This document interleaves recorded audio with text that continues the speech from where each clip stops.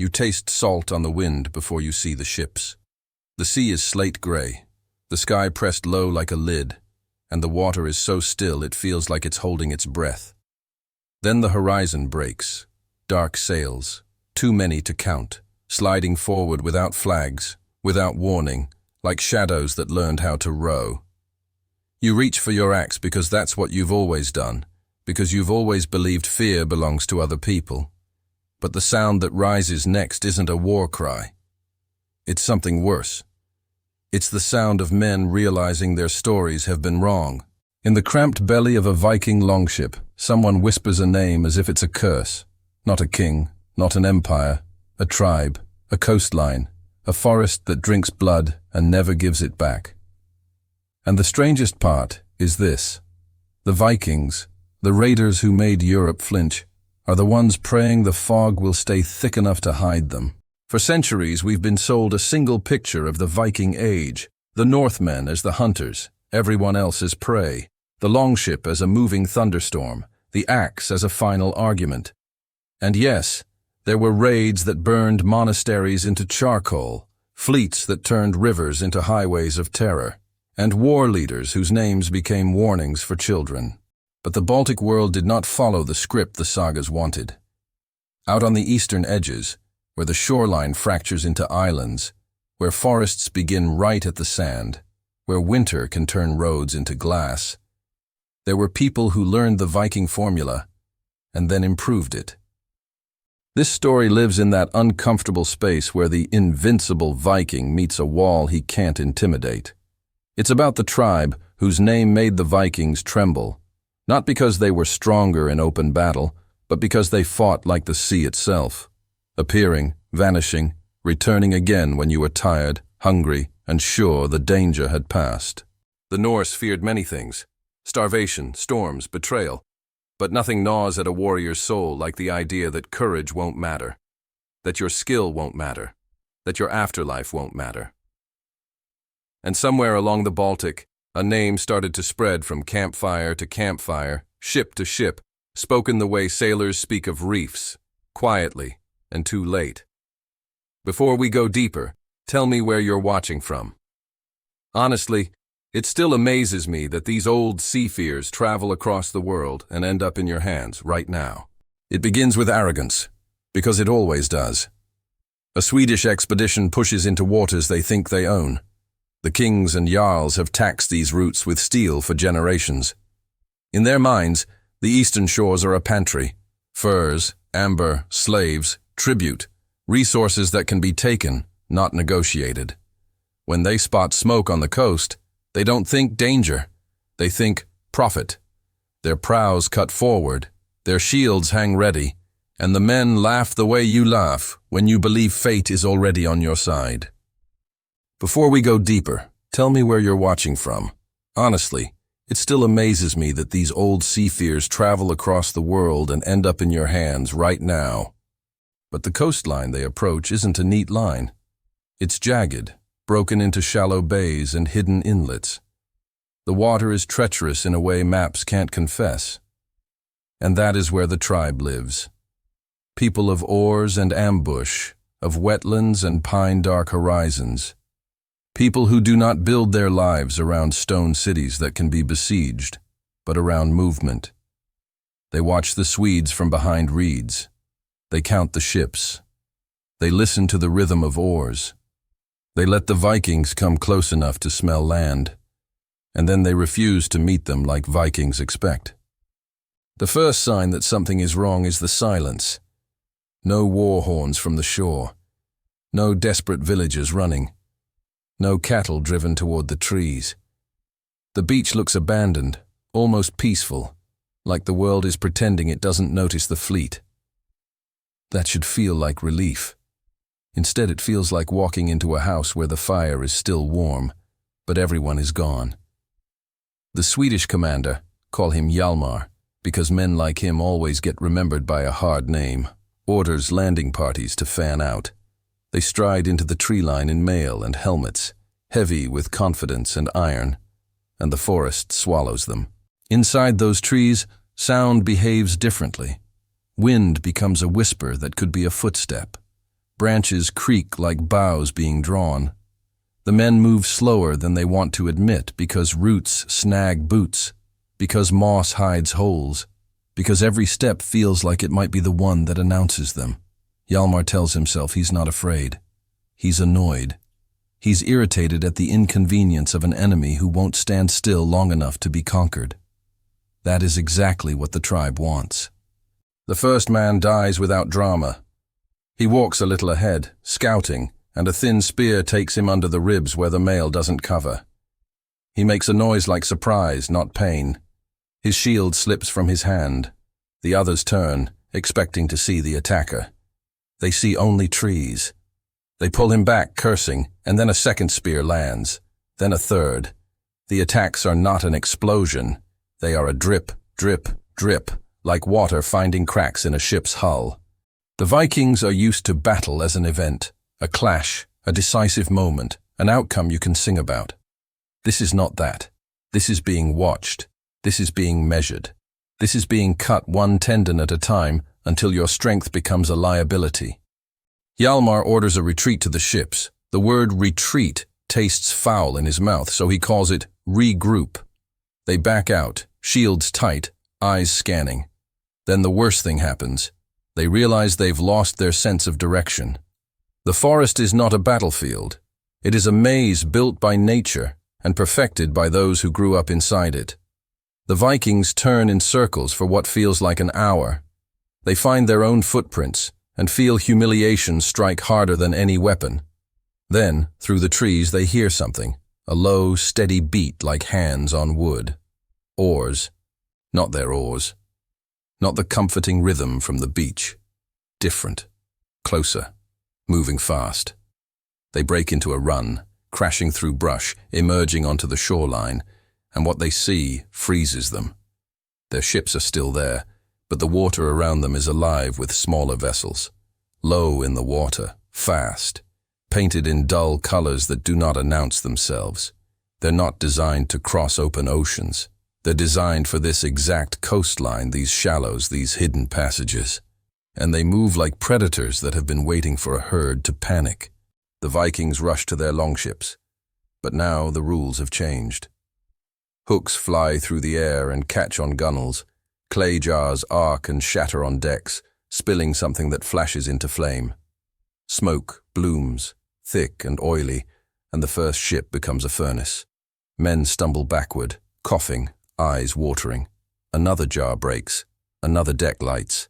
In the chaos, you don't need to kill the Vikings. You just need to make them do what sailors fear most, abandon a burning ship. Some jump into the sea wearing armor that turns water into stone. Some try to cut the hooks free and lose fingers to blades that appear from below the rail like snapping jaws. The tribe does not charge in glorious lines. They strike the same way their coastline strikes, from angles you didn't prepare for, with hazards you can't negotiate with. Hjalmar watches a veteran, an older man who once bragged about sacking a monastery, scream as flame catches his cloak. He tries to rip it off, but it tangles. He falls. Someone steps on him without meaning to. The old man's scream becomes a bubbling sound as smoke fills his mouth. In that moment, Hjalmar finally understands the terror. This isn't just death. This is death with no control, no duel, no final boast, no clean story. And stories matter to Vikings. They are how you make sense of blood. The survivors who do escape don't flee in triumph. They flee in shame. The sea behind them is dotted with wreckage and bodies, and the fog has started to return, swallowing the scene as if it never happened. That's how legends are born. Not from what everyone sees, but from what nobody can fully explain. Back across the water, the tale spreads faster than ships. A fleet met something in the east, a tribe with a name that tastes like iron in your mouth. Some call them the men of Courland. Some call them island wolves. Some say Curonians, like it's a warning. Others whisper, Usilians, people of the islands, born to raid the raiders. The names shift depending on who is speaking, but the fear is consistent. The Baltic, they say, is no longer a road. It is a mouth. And once the Vikings sense their dominance cracking, they do what empires always do. They overreact.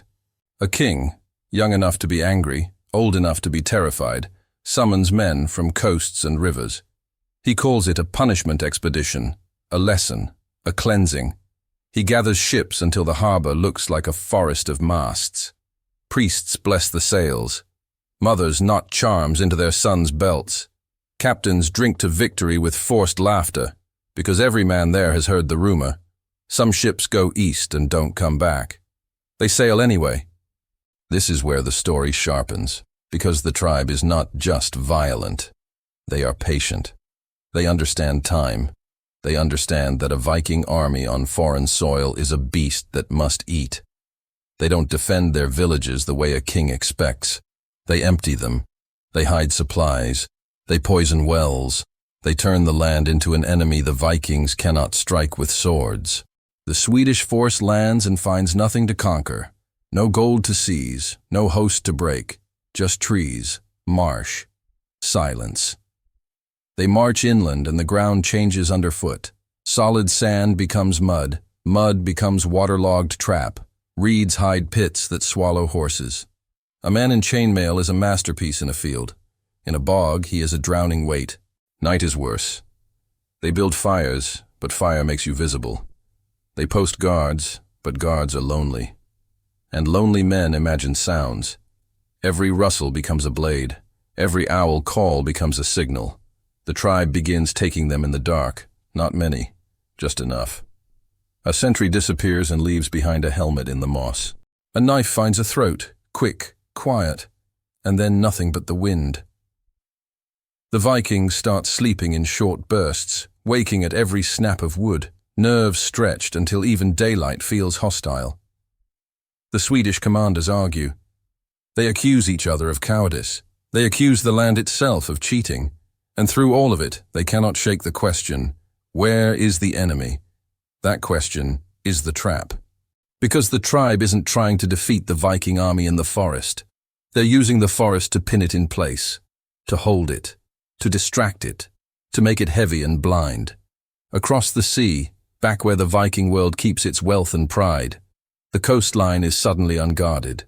Dawn arrives softly at first, the way it always does, with pale light on water.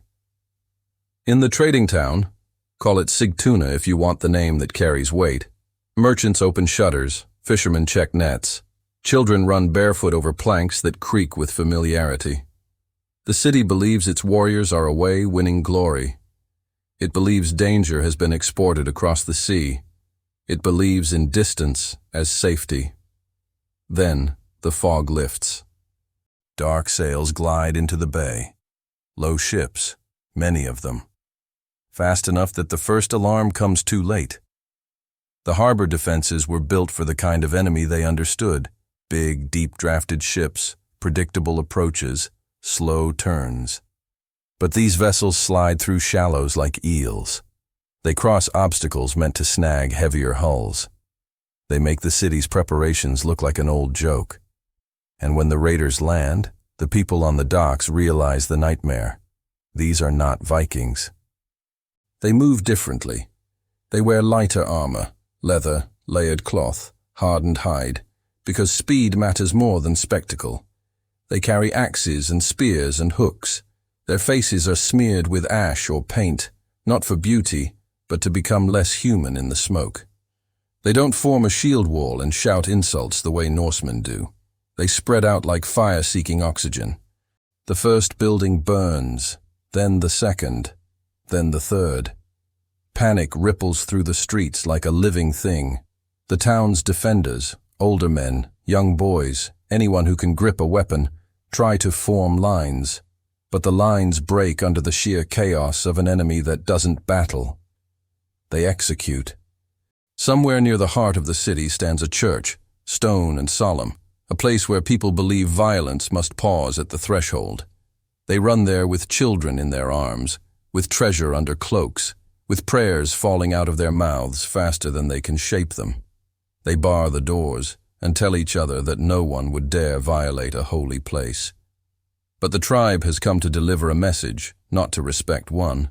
The doors shake under impact. Wood splinters. Smoke pours in.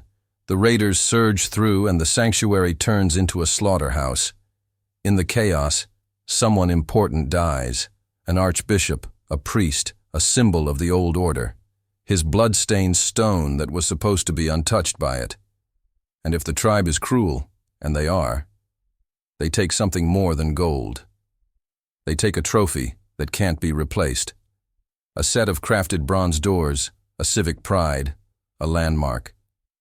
They load it onto ships as if stealing the city's face. Now imagine the Swedish king's army, trudging through wetlands and trees, exhausted, hungry, furious, still hunting an enemy that refuses to appear. And now imagine a lone boat fighting its way across the Baltic with torn sails, a messenger on board whose eyes look like they've stared into hell. He finds the king by the shore and collapses, breath sawing in his chest. The city is burning. The message is simple, but it carries the weight of a collapsing world. While you chased ghosts in the forest's children came for your heart. The king feels something that isn't just anger, it's dread. Because a raid on a capital isn't theft, it's political surgery. It says, you are not safe behind your walls, you are not safe behind your sea, you are not safe inside your own story. The army turns back, and now the march that was already miserable becomes a nightmare. Men who could once sing while walking now move in silence, because every step toward the coast carries a growing fear. What will they find when they arrive? Will their ships still be there? Will they even have a way home? When they finally reach the beach, the answer hits them like a fist. Ships are burning, not all. Enough. The air smells like pitch and salt and roasted wood. Bodies lie near the waterline, throats opened. Arrows jut from sand like black reeds. The tribe has been here too. The Swedish army is stranded on hostile land with a reduced fleet, dwindling food, and morale that has begun to rot. The king orders embarkation, fast, frantic, chaotic. Men shove each other to board, because now the Baltic feels like a trap in both directions. Behind them, the forest. Ahead of them, the sea. Around them, an enemy that can appear anywhere. They push off. And if you think the tribe is finished, if you think the burning city and the ambush on the beach were enough, you don't understand what makes Vikings truly afraid. Vikings can handle a clean fight. They can handle a bold enemy. What they cannot handle is being hunted. On the open sea, the Swedish ships try to hold formation. They cluster like a herd, shields visible along rails, sails straining. They want to be a single body. But the Baltic doesn't allow that illusion. Islands break sightlines. Fog rolls in like a living curtain. The water is full of shallow teeth, sandbanks that can grab a keel and hold it in place like a hand. That is where the tribe returns. Small vessels appear on the flanks, then vanish again. They never commit. They probe. They dart close enough to throw firepots, burning pitch, boiling fat, aimed not at men, but at what makes a ship, sailcloth, rigging, rope. A ship without sails is a floating coffin. One Swedish captain tries to give chase. His heavier vessel turns too slowly. The smaller boats circle like wolves. Spears fly low, into rowers, into hands, into eyes. The ship slows. A firepot strikes the sail. Flame climbs fast. Panic takes the deck. Men jump. Armor pulls them under. The tribe never boards. The sea does the killing. The king watches ships die and learns a brutal truth. Stop for each burning vessel, and the fleet is lost. So he sails on, listening to screams fade into fog. Leadership isn't always cruelty. Sometimes it's choosing which deaths you can survive. 2 days later, the survivors return to Ash. The city they left whole is a charred skeleton, blackened docks, ruined markets, a wounded church. And the worst damage isn't the destruction. It's the doubt on their faces. A king who cannot protect his home wears a crown that no longer works. So the Viking world tells stories. It calls the raiders demons, not men. Because monsters are easier to fear than enemies who learned the sea. And that is why the tribe's name made Vikings tremble. Not because they were stronger, but because they proved the hunters could be hunted.